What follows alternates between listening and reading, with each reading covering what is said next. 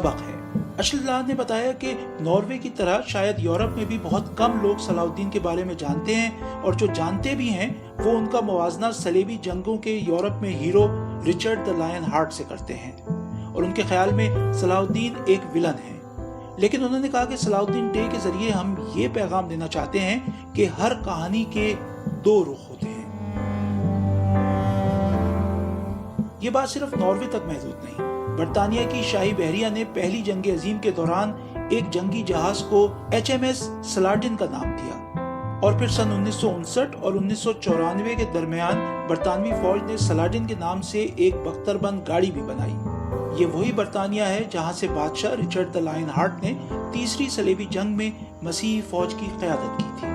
Jonathan flips لکھتے ہیں، میں کہوں گا کہ تاریخ میں کوئی اور ایسی مثال تلاش کرنا تقریباً ناممکن ہے جس میں ایک شخص نے کسی قوم اور مذہب کے ماننے والوں کو اتنی چوٹ پہنچائی ہو اور پھر بھی وہ ان میں مثبت طریقے سے مقبول ہو گیا ہو۔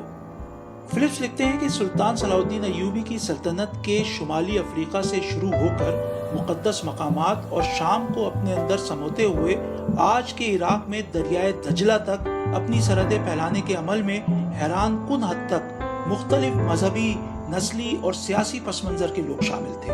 ان کی کہانی خونی جنگوں سے بھری ہے، لیکن یہ جنگیں ہمیشہ ایک مذہب کی دوسرے مذہب سے لڑائی نہیں تھی۔ اس کہانی میں مسیحی مسیحیوں سے اور مسلمان مسلمانوں سے لڑتے ہوئے ملیں گے۔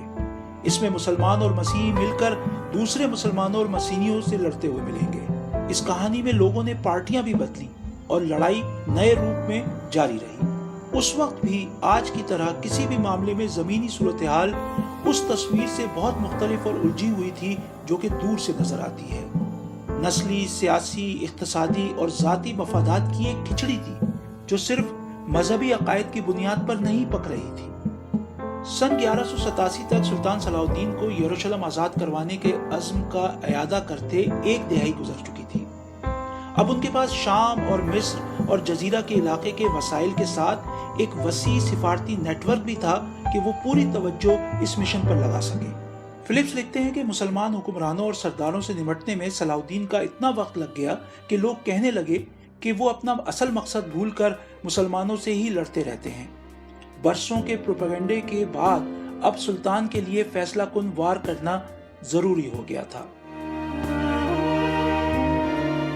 اسی سال ایک مقامی مسیحی نواب رینلڈ نے ایک تجارتی کارواں پر حملہ کر کے امن معاہدے کی خلاف ورزی کی اور پھر قیدیوں کو واپس کرنے سے بھی انکار کر دیا۔ اب سلطان کے پاس حملہ کرنے کا جواز تھا اور انہوں نے اپنے اقتدار کی سب سے بڑی فوج